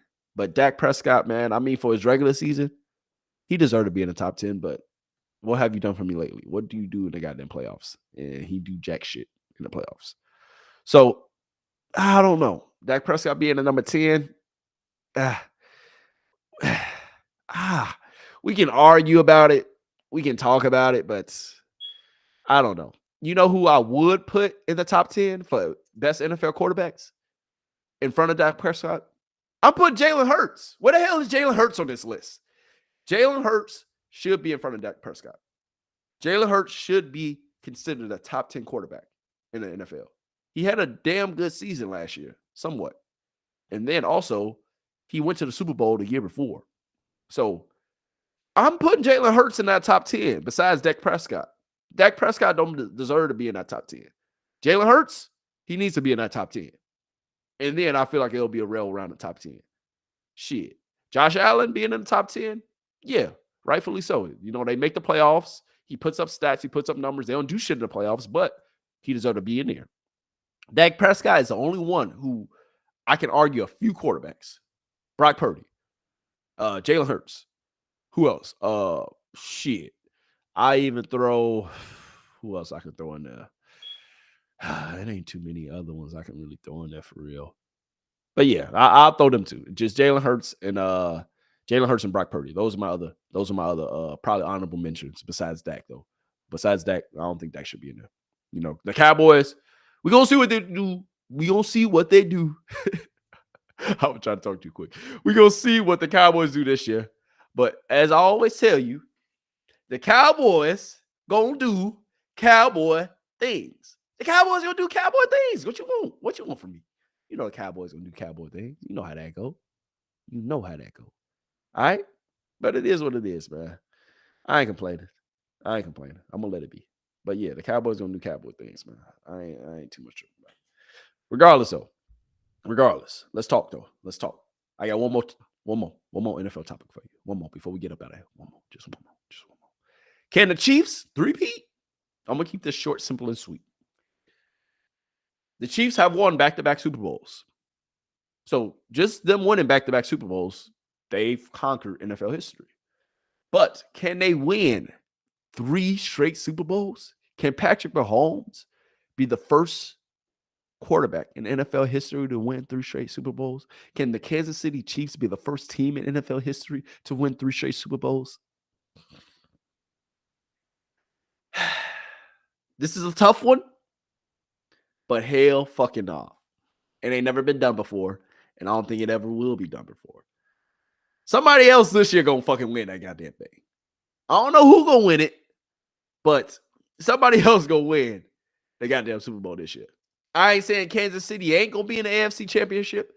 I ain't even saying Kansas City damn near ain't gonna even be in the Super Bowl. But the three-peat, that's fucking unheard of. And to do it in the NFL, like it's hard to even get to a Super Bowl. Yes, they defied the odds. They defied the odds, damn near, from winning 2 straight. They defied the odds. But winning 3 of them things in a row? Nah. I ain't saying it's impossible, but it hasn't happened. I ain't seen it. Have you seen it? If you seen it, you tell me. You let me know if you didn't see it. But to my knowledge and my NFL history, fact check, Twitter fingers go. No team has ever three-peated. And like I said, to win a Super Bowl, it's hard enough. But you think you're going to win 3 of them things? Hey, comment down below. Do you think the Kansas City Chiefs, do you really think they can win 3 Super Bowls in a row? Let's be real. 2? Yeah, they did that. You feel me? That's possible. A lot of teams, not a lot, let me not say that. A few teams in the NFL have won 2 straight Super Bowls. But to win 3 of them things, now that's a different ball game. Now that's a whole different stratosphere. If Patrick Mahomes win 3 Super Bowls, the discussion is just him and Brady. Right now, Patrick Mahomes, the discussion is Peyton Manning, Joe Montana, Patrick Mahomes. That's it. That's the class. That's it. Tom Brady up here. Tom Brady is here. This is Tom Brady. Then you got Joe Montana, Peyton Manning. Then you got Patrick Mahomes. Because Patrick Mahomes already got 3 of them things. Or do you got 3? Yeah, he got 3 of them things. Or 2. Is it 2? No, he got 3 of them things. Anyway, Joe Montana right now is still better than Patrick Mahomes. Not as a player, but his career-wise, he's better than Patrick Mahomes. Patrick Mahomes winning 3 Super Bowls got him in the same conversation with Peyton Manning, with goddamn Joe Montana. That's it. It's just them 3. That's it. But if Patrick Mahomes was to get and win 3 straight Super Bowls? Hell nah. You might have to bring me out of retirement to stop his ass. Like, shit, like that'd be unprecedented. That'd be insane for Patrick Mahomes to win 3 Super Bowls. Let's really think about that. 3 Super Bowls in a row. It's already hard to make it to one. Don't get me wrong. Tom Brady, he set a whole new standard, a whole new precedent. Patrick Mahomes right now is setting a whole new precedent, whole new standard. But ain't no other Patrick Mahomes in the league. Ain't no other Tom Brady you gonna ever see. So let's talk about it though. For them to potentially win 3 straight Super Bowls, that is unheard of. It's never happened. But is it possible? Hell fucking yeah. Will it happen? Hell fucking no. I'm hoping it don't happen. For my GOAT conversation, to stay my GOAT conversation. For my Brady, for my Tom to be in a class of his own, I pray that it don't happen. Because right now, like I said, it's Tom Brady, Joe Montana, Peyton Manning, and then Patrick Mahomes. But if Patrick Mahomes wins 3 straight, who the fuck else is playing in the NFL to let this motherfucker win 3 straight? What the hell we doing? Y'all just trying to fuck up Brady legacy, huh? Y'all just want Patrick Mahomes to be considered the next Brady, or B Brady. Nah, I don't want that shit. But is it possible? It's possible. Basically, moral of the story. Will it happen? Nah, I don't foresee it happening. All right, regardless though, let's move on. NFL topics, I hope you enjoyed it. All right, if you came here for a little motivation, go ahead and rewind this thing back a little bit. If you came here to hear me talk about the WNBA, go ahead and rewind this thing back a little bit. If you came here to hear me talk about the NFL, go ahead and rewind this thing back a little bit. But guess what we talking about now? Hey, we talking about that boy, Sleepy Joe. Come up to the podium, baby. Sleepy Joe, what's up, Sleepy Joe? Sleepy Joe. Hey, Sleepy Joe. What's up, Sleepy Joe? And Donald Trump. Hey, Sleepy Joe. And Donald Trump. Hey, Sleepy Joe. Hey, Donald Trump. Nah, I'm BSing it. But yes, we talking about Sleepy Joe, and we talking about that boy Donald Trump. All right. I usually don't like getting into politics. That's not my thing, bruh. But I did cover, Donald Trump damn near getting assassinated. I did give my opinion. And a lot of y'all y'all was messing with me. Y'all was messing with my opinion. You like what I had to say about everything. So guess what? We're going to talk about it. At the end of the day, Sleepy Joe, you need to get the hell out this goddamn race. And you need to do it quick. I damn near want to play this complex interview that my man Speedy had with Sleepy Joe. Sleepy Joe, your ass can't even really form a good sentence. You can't really answer questions no more. Bro, you're a senior citizen. You're not even a senior citizen. Your ass a senior citizen. Sleepy Joe, I don't know if we can really keep your ass, you feel me, continuing to run for office if we really want a shot to keep Donald Trump out of office. Now, I ain't going to tell y'all who I'm voting for, and I ain't going to tell you if I even am going to vote. But at the end of the day, I'm going to vote. Shit, I'm going to write in Bernie Sanders just for the fuck of it. I'm sorry. I ain't going to lie to you. I'm going to write in somebody goddamn name because both of these motherfuckers, it's like evil versus evil. Dickhead versus dickhead. Like, who the fuck do you want me to pick? They both dickheads. They both assholes. They both be lying. What you want me to do? These are 2 candidates. Both these motherfuckers, they can be my granny 2 times. I said they can be my granny 2 times. They can be my granddaddy 2 times over. These motherfuckers old as hell. These motherfuckers, damn near, all they do is lie. Like, that's another reason why I don't like politics. Because it's all propaganda. They all lie. Ain't nobody tell the truth. These motherfuckers, they just throw shit in our face, make it look pretty, and then behind the scenes, they trying to fuck us at the end of the day. America right now, with Sleepy Joe in office, this motherfucker got my pockets hurting. I need Sleepy Joe, bruh. Something got to get. You got to go. I'm sorry. My pockets are hurting because of you. You feel me? Property taxes, I don't even make that much money. And your ass coming from my pockets. Sleepy Joe, something got to change. You feel me? That's the one thing people saying. When Trump is in office, hey, at least we had money, at least taxes, at least gas. Yeah, you're damn near right. But when Trump is in office too, shit. it was some shit going down. Yeah, it wasn't really his fault with COVID and all that, but I ain't gonna lie. Trump, towards the end of that thing, Trump ass was out here wilding. Telling motherfuckers go run up in the White House. You feel me? Pardon motherfuckers, killing motherfuckers on death row and shit like that. Like Trump is out here, hey, before he got up out that thing, he stealing fouls, bribing motherfuckers. Like Trump, he operated a little different now. But so do Biden. Biden, you're lying. You're lying goddamn MFer. You and Trump. I don't mess with neither one of you. But if the Democrats really want to win this election, they need to give Kamala Harris all the support possible. Joe Biden needs to succeed. I don't know what the hell the word is, but he needs to throw in a towel. This motherfucker Joe Biden about 81, 82 right now. By the time his term over, the motherfucker gonna be 86. Bruh, Joe Biden, your ass should be waking up, sipping mojitos, motherfucking playing golf or something if you can. Joe Biden, your ass should be that damn in a nursing home. Because your ass damn near got a little dementia. I said dementia. Dementia. Like, there's something wrong with him. Shit. Like, at the end of the day, man, like, it's tough, man. It is really tough out here. It's really tough. It's tough, man. We got two options that ain't really good options. Other countries probably looking at us like, look at these goddamn motherfuckers in America. They got these two dickheads going for office. Meanwhile, we plotting on their ass. I think that's what's going on. Like, I ain't gonna lie. Trump, when he get in office, motherfuckers ain't gonna play with him. So I can see Trump, going to office and shit kind of calming down a little bit. I can see Trump, kind of settling things down. I can see Trump, doing a little something. But if that boy Joe get a second term, shit, I might go broke. Fucking around with Sleepy Joe? Shit, bro, the way inflation going, bro. Like, I don't think shit gonna get better if Sleepy Joe staying out of goddamn office. But then again, I don't think things really gonna skyrocket if Trump get in that motherfucker. Both of these motherfuckers are dickheads. Both of them lie.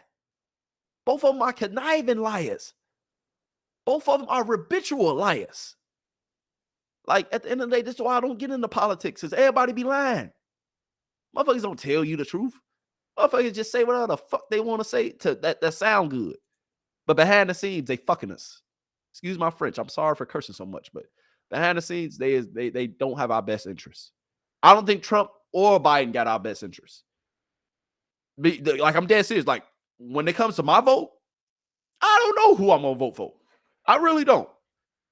I don't know if I'm gonna, like I said, I might just write in Bernie Sanders. God damn it. I might just do it. Bernie, you sure you don't want to run again? God damn it. But if Joe Biden stays in this race, bro, he's gonna lose. He's going to fucking lose. I can tell, bro, Joe Biden, bro, you're damn near 80 plus, bro. By the time you out of office, you're gonna be 86. You'll be lucky to live another goddamn 4 years. If I'm just being honest with you. Like Joe Biden, like, let's be serious, bro. You're damn near 86. You don't look like you're that great in shape. You feel me? You barely can get up the stairs. You got a little dementia going on. We all can see it. Motherfuckers just be lying about it, acting like it's not true or it's not real. Motherfuckers be fumbling over words, forgetting what the fuck he's talking about. Trump fucking talking about shit when he get in office, shit, he been sitting back and plotting for 4 years. He took files home with him that he wasn't supposed to take. He bribing motherfuckers. He been on trial for it. Where there's smoke, there's a little fire. Where there's flames, it's a little something. You feel me? So with both these motherfuckers, I don't know, bro. I don't know. I'm not gonna tell you who to vote for, but I'm interested to see, what Trump's speech looks like, because he didn't really talk that much the other night when he introduced his vice president. But I think with the Thursday coming up, he's supposed to talk, and I'm interested to see what he says because I saw Biden talk, on Complex, and I damn near want to play that for y'all, but I'm sorry it's getting late, and your boy damn near got to cook dinner still, and I ain't finna be here that long. Like it's winding down. Time is ticking for you, boy. But yeah, bro, like with Sleepy Joe and Trump, bro, like, bro, these are our fucking candidates, bro. They both fucking damn near 80. They both goddamn, bro. In America, bro, we don't got nobody better. Nobody better who we can choose from besides these two motherfuckers. You mean to tell me we got only a dickhead or extreme dickhead? They both dickheads. Trump and Biden, they both dickheads. But extreme dickhead, old dickhead. I don't know. You make your decision, man. Once again, man, God, pray for the families and the people who lost their lives. When Trump got nearly assassinated, there's been a lot of things that came out about it. It was said that the dude who tried to assassinate Trump, he was getting bullied, and it was his dad's rifle that he took. He was a part of some gun club, and he was wearing a gun club T-shirt. Yeah, it was a lot that came out. I don't really want to harp on it because I don't want to give it too much more spotlight because everybody already been talking about it. I pray for the best though. I pray for our country. I pray for the families of the people who lost their lives, that day when Trump almost got assassinated. Yeah, bro, that's my take on politics though, bro. Like I'm kind of, at the end of the day, I just hope it doesn't affect me hugely, but it is already affecting me. When inflation, with the prices of all this shit, property taxes, all this shit, bro. Like my pockets been getting hit. So, hey, fuck politics. But hey, that's my take on it. I'm gonna talk about it. I give y'all a little scoop here and there about politics, but I ain't gonna always, harp on it. But since it's becoming prevalent, and I want to talk more about topics that's going on in the world. So there you go. There you have it. Last topic, man. That boy Drake and Kendrick. So this beef has died down, and with the beef dying down, man, I'm very intrigued to see what's Drake's next move. Like Kendrick, he put out the video. He's still, you feel me, on this Not Like Us tour, so to speak, with making videos. He done made probably like 20 plus M's off the song, reportedly. Kendrick Lamar, at the end of the day, I know he probably gonna release some new music, and I'm interested to see what's the subject matter. What's the kind of, if he gonna lean more into the West Coast vibe, on the whole album. I'm also intrigued to see, what Drake do. Because at the end of the day, Drake gotta come back with something, man. Drake gotta come with something. He's been quiet for a couple months now, well, about a month or so. He dropped, 2 songs, but they was probably already recorded songs, and he dropped it, on girls' albums and stuff like that. So he been dropping a couple features, but the features ain't been like big, huge features. You feel me? Like he ain't been giving motherfuckers that old Drake starter package. Yeah, so I don't know, man. Like with Kendrick and Drake, I'm happy that the beef has died down. I'm happy that it's over. I'm not happy the way it ended because I was hoping that Drake was going to, hit his ass with another blow. I was hoping Drake was going to come out with his own club banger, but he didn't. So with that being said, man, like, I don't know. Like Drake at the end of the day, he's doing what he should do. Let the shit die down. The Not Like Us video, has came out and damn near put the song back on Billboard. So if you don't know the Not Like Us song, that motherfucker been on billboards. That motherfucker went #1 a couple times and then went back to #1. You feel me? When he dropped the video. And the video damn near got over almost 60 million views on YouTube. The goddamn song itself with just the lyrics and just the song got damn near almost 120 some million views on YouTube. So goddamn it, it's doing numbers, bro. The Not Like Us song is doing numbers. You feel me? And it's like a ether. and it's like no Vaseline. It's like that. You feel me? It's that kind of record. You feel me? It's that huge, that big. You know, as far as diss records goes, it's up there with those diss records. And with Drake, you feel me? Not gonna lie to you, bro. You got to come with something. You got to come with something. You my guy. I love you, but hey, we waiting to hear you. I need a banger. I need you to come with some fire. You feel me? And hopefully you do. You know, I'm rooting for us. I say us because I'm Team Drizzy. You know, Team OVO. You feel me? Team OVO. You know. So we gonna see, man. But Kendrick, you know, the tour with this song, hopefully it's coming to a close. You feel me? Hopefully, you know, he's not going to do too much more with it. Hopefully, come out with some new music because I'll be interested. I'm going to listen. There's going to be a whole bunch of motherfuckers who listen. Like Kendrick damn near off this beef, this motherfucker finna make damn near 50+ million. With the song itself, damn near, or the songs, because Euphoria did pretty decent too with the songs. And then the album that he going to drop, this motherfucker damn near off this Drake beef, this motherfucker damn near then he probably going to be in a pocket like 50 million. Like literally 50 million. It might not all be going to him, but he at least he got some M's off this shit, off this beef. Drake did too. Drake got some M's and got some money off this shit too. So it's gonna be interesting to see where this beef go and where everything goes from here. But you know, at the end of the day, we're gonna see, man. We're gonna see. Drake, I'm waiting on new music. I'm waiting for some. I need something out of you, man. I need you to either take another shot back at his ass with a fucking hit. That's really what I would like. Motherfucker, you thought the beef was over? Nah, I was letting you get that shit out your system, but guess what? I'm back on your hit top.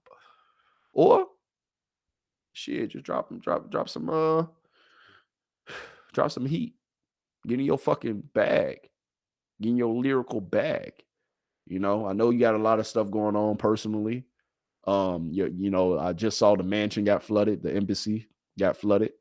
Because it's been storming and it's been, you know, the weather been crazy, you know, as far as in North America, you know, up here in Chicago, damn near all over, you know, in Canada, of course, they got hit. Like I'm seeing cars damn near underwater, damn near in Canada. And then with his embassy damn near getting flooded, it makes sense.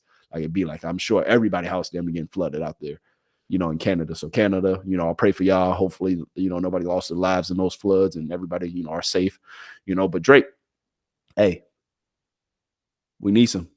You know, we need some. Kendrick, I'm waiting to hear some new music, man. I want to hear what you got. You know, I know, you know, y'all teasing Drake to continue the beef. Shit, I wouldn't mind if he continued that shit too and dropped some more shit for your dome top. But I don't think he will. I think, you know, he put it down. You know, after you calling motherfuckers a pedophiles and shit, I probably would have did the same shit because it's like, bro, when you start disrespecting the motherfucker like that, it's like it's not even like worth my time no more because you just lying on motherfuckers. But, you know, I respect it. So Drake, hey, I need some new music, man. I need some new music. The streets are waiting. Kendrick, shit. Hey, the tour for Not Like Us is almost over. So we're going to need some new music out of your ass too. So, hey, the beef continues. All right. I know it's going to be some subliminals, and that's what the fuck I'm waiting for. I'm waiting for the subliminals. I'm waiting for the act breakdowns, and I'm going to damn near come on this motherfucker and break it down myself too. All right. So that's enough of that. And guess what? That's enough for the pod today. Today, guess what? This is the longest podcast I think we've ever done. Potentially. I think maybe with Big Cheese, I maybe hit 2 hours potentially, but as of right now, I think this might be one of the longest streams and longest podcasts that I did.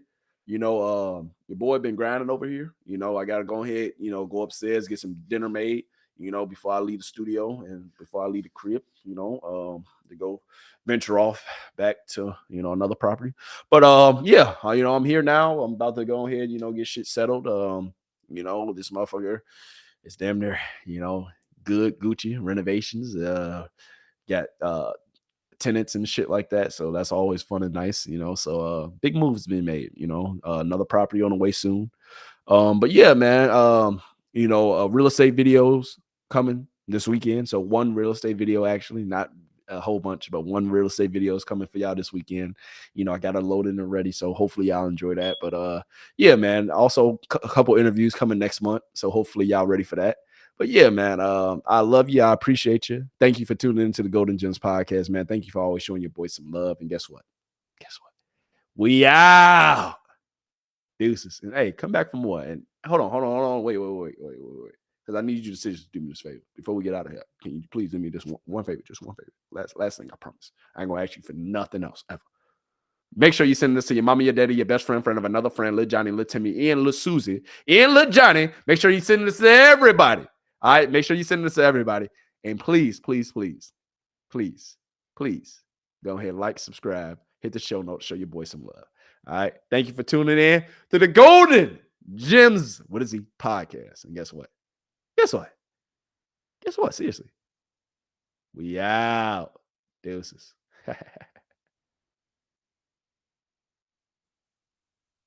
Yeah? No? Oh, they want me to stay in stream, huh? It say, are you sure? Are you sure you want to end stream? Yeah, but it's not letting me end stream. So I guess they just want me to stay on here. Okay, I guess I'm staying on stream then. All right, I guess, instead of ending the stream, I guess we here all night. Fuck it. Oh, no.